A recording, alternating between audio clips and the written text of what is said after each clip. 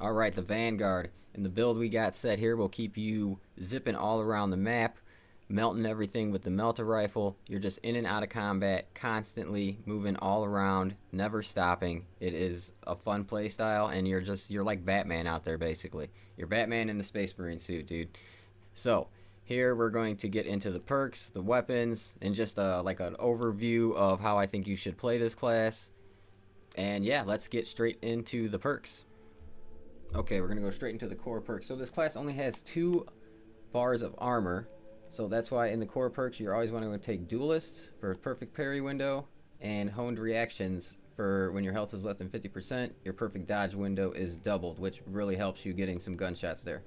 And then for your first core, you're going to want to take Upper Hand, a perfectly timed parry or dodge. You do not lose control upon taking heavy hits, and you cannot be knocked back for 5 seconds. For your team perk, you want Inner Fire. All squad members can restore ability charge by 15% by performing finishers. That is a great one for your entire group, but obviously it keeps your grapple charge up and running. Shockwave, Diving Kick additionally deals damage in a 5-meter radius.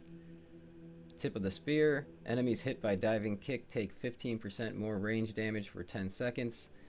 So that is a great one because, like I said, you're zipping in there with your grapple hook, and then you're melting with your melter rifle instantly, and then you're gonna want to throw some quick hits in there melee, and then zip onto your next target. So we got Combat Readiness is next with the grapple launcher recharges 20% faster. That coupled with the 15% from the kills or from the finishers really keeps the grapple up. And then we got Emperor's Blessing. Taking lethal damage restores all armor instead of incapacitating you. Cooldown is 180 seconds. So this is basically every 3 minutes you get a free revive. And from here we will go straight to the weapons. The Melter Rifle, which I already mentioned, great damage. I always go the whole way through while you're leveling up this weapon. Always pick the one that gives you the max magazine capacity and the max ammo reserve. It makes the most sense with this gun, and it'll keep you up on your ammo throughout your operation. For the perks on this gun, we are going with the extended magazine. Magazine size increases by 15%. Magazine restoration. When your health drops below 30%, your ammo reserve is restored by a full magazine. Both of these are very good. Great Might, damage increases by 10% against terminus enemies. Fast regeneration, killing an enemy restores armor 0.5 seconds earlier. You will literally notice your armor begin to fill up when you're in mobs of enemies shooting things with this gun because of that. Next, Divine Might, damage increases by 10%. Extended magazine, another 15% to the max ammo. Fast reload, all weapons reload 10% faster. First shot, the first shot after a reload deals 10% more damage. And those are the perks that I chose to go with, and I think they make this gun the best for this class for sure. For a secondary, we'll go to the bolt pistol. You can't really go wrong with any of these you choose. I noticed the accuracy one does kind of help you with headshots when you're hip firing.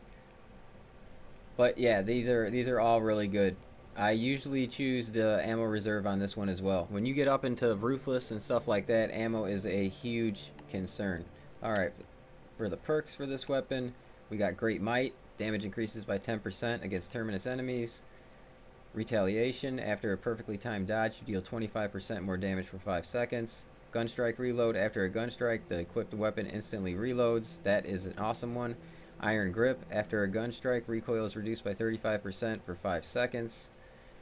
Divine Might, another 10% to damage. Headhunter, 10% headshot damage. Extended Magazine, 15% to the max ammo. And then we got after killing a major level or higher enemy with a melee weapon, headshots deal 50% more damage for 5 seconds.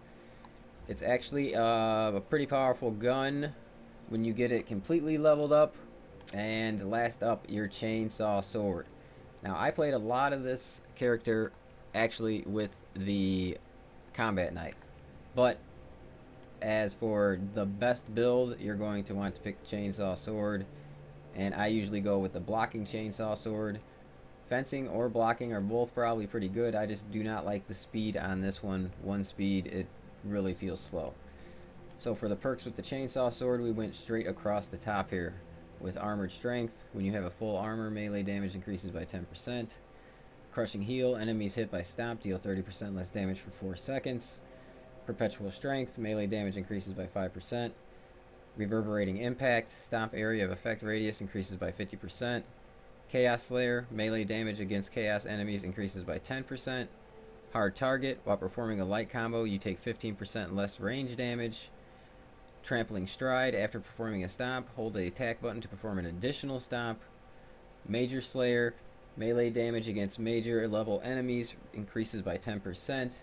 And momentum gain, each consecutive light attack increases light attack damage by 3% up to 30% for 3 seconds. As for the combat knife, now this is actually a good weapon for single target damage, but like I said, I do suggest the chainsword for the most powerful build. But if you do want to go with the combat knife, you can, I won't go through them, but you can look right here. This is how I set my perks up for my combat knife. And as for the version I use the fencing version of the combat knife. Alright, and that is it for the weapons. Like I said, this melter rifle coupled with this grapple launcher is just no joke, guys. Try it out. Okay, so all of the gameplay is in Ruthless, so you can see how the build performs against the hardest difficulty in the game. In my opinion, they do great in Ruthless or Substantial. Really strong class. You would think with the 2 less armor it would be an issue, but with the increased parry and increased block, it really is not. So as you can see from this gameplay footage, it's kind of going to give you an idea of how to play this class.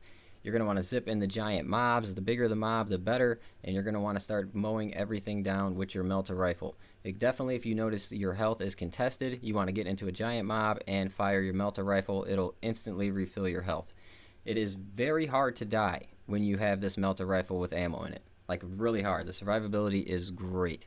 So a lot of fun to play this class, and like I said, I think it has the best movement in the game. So if you enjoy that type of gameplay style, this is going to be the class for you. I really hope you guys enjoyed the video. I really appreciate everybody checking it out. Like, subscribe, all that jazz. I think we're going to go to the sniper class next. So when I get him to 25 and I feel comfortable talking about all of his perks and I've, kind of explored them all, we will get into that class as well. Thanks again for checking out the video, guys, and most importantly, have a great day.